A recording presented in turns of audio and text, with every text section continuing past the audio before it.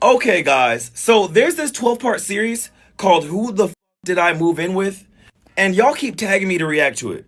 This girl's name is Kia. If you want to watch it yourself, go here. The rest of you, you're me. There it go right here, man. That was easy to find. Part 12. Bro. Hey, y'all be milking this shit out of these stories. Ain't no way you got 12 parts of the same story. She gonna come out with a part 13. Alright, do I just click up here? Part one of Who the Fuck Did I Move? Okay. Y'all playing. Nothing but the truth. And I'm also coming with some hurt and some pain. Not because the dude hurt me, but because I look myself in the mirror and I'm just like, how did I miss all of these signs when they were right in front of me? So no, I'm not trying to be like Risa Tisa or nothing, but Risa Tisa, I think old boy got a brother. But let's get into the story. I was gonna call this story Surviving a Liar and a Manipulator, but Who the Fuck Did I Move In With got a better ring to it. So I'm just going to go ahead and pull up the first receipt and get into this damn story. On May 12th, Mother's Day, I got a DM from a local Florida rapper, right? And all he said was my name. So I'm like, this could be this man trying to talk to me. This could be business. I didn't know really what it was for, but I was not in the whole like mood to be trying to talk to a dude because I had just got out of a relationship. So he says my name. I say his name back. He said, I got a question. I said, okay, what's up? Just ask me. He was like, first one, why you don't follow me back on here? I said, I just followed you back. He said, okay, second one, you got a man? Matter of fact, you married? Boom. That is how we started talking. Okay? That is how we started talking. So, fast forward after we started DMing, that same night he had reached out to me. I'm not gonna cap. I went on his page and initially I was not attracted to this man at all. Like, he was nowhere near my type. But it was like, okay, he living the fast life. Like, he seemed fun. He seemed cool. He was a little flashy. So I'm not gonna lie. Like, I'm like, okay, me and him actually could have a little bit of fun. But I ended up FaceTiming him to see if he was going to be the type of dude to flash money in my face. If he was going to be the one like, oh, like, look at my teeth, all that. I wanted to see his vibe. So I FaceTime him. And y'all, when we get on FaceTime, he in this big house or whatever. And he eating some freaking Popeyes. So it seems so normal. Like, okay, he not even on that flashing money in my face thing, right? So everything I tell y'all that he tells me is a reason why I'm telling y'all what he's telling me. So you have to keep up. So when we on FaceTime, right? I'm like, oh, that's a nice house. He was like, yeah, I stay by myself. Like, I always been living by myself.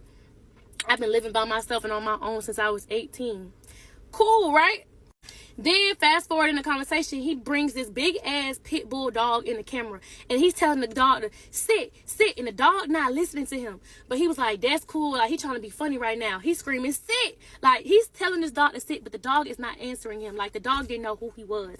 But he's like, this my dog or whatever. I done had this dog since the dog was born. And it was a nice build. Like, you could tell he spent some money on that dog. So he was like, yeah, this my dog or whatever. Remember that. So I'm not gonna lie, like, the vibes on the phone was actually cool. I'm like, oh, he cool people. Like, I like this dude.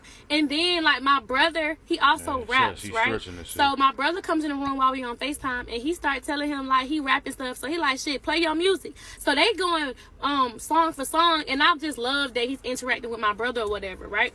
So the first thing he said was like, yeah, I'm signed to Sony. I'm signed to Sony or whatever. And he got his record label and he's just popping his shit, right? But he's still being humble about it right now.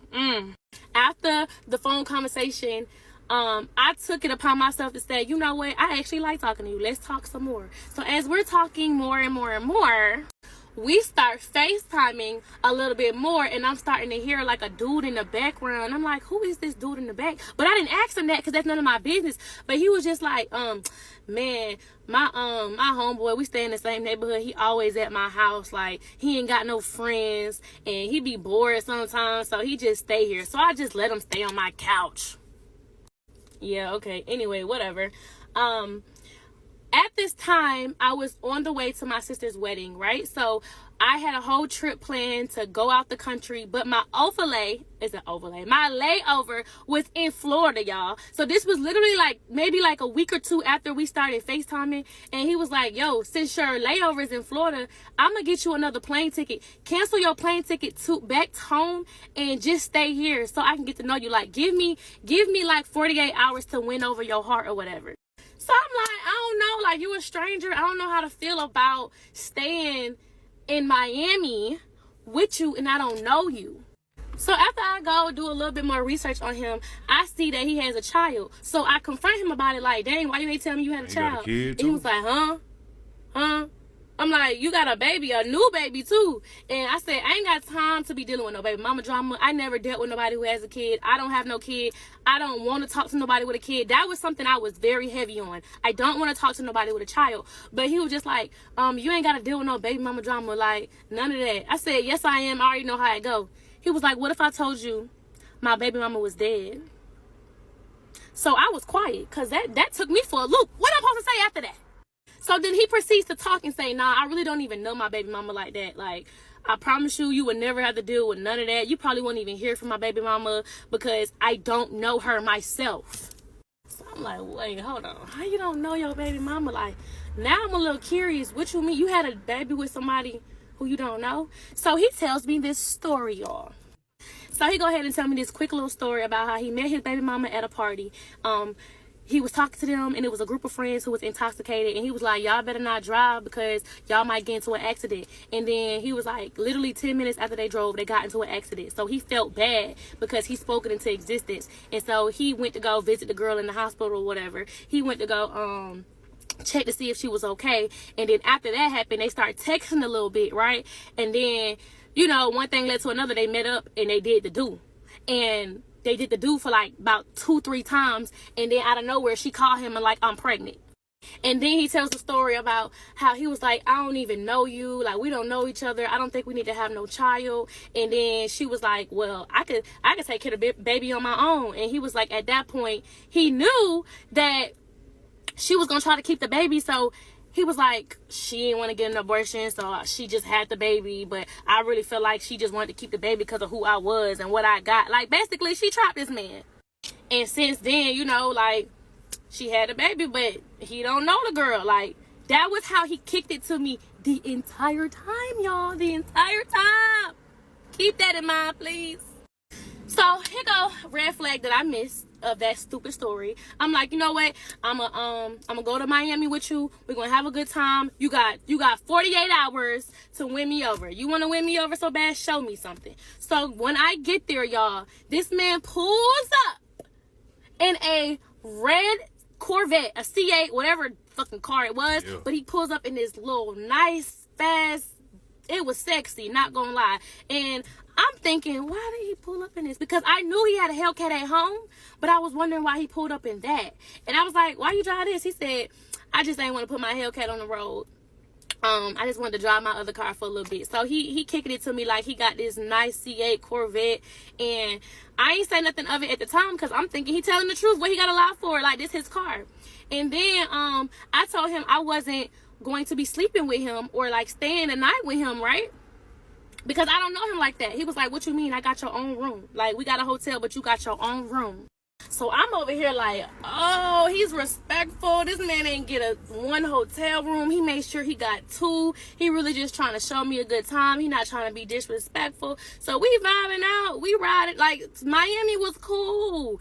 And then, like, when I was there, I spent most of my time in his hotel room anyway, right? But I still had my own room. Like, I had everything in there. I got ready. Like, I was in that room, but not as much as I was in his room. That's truth.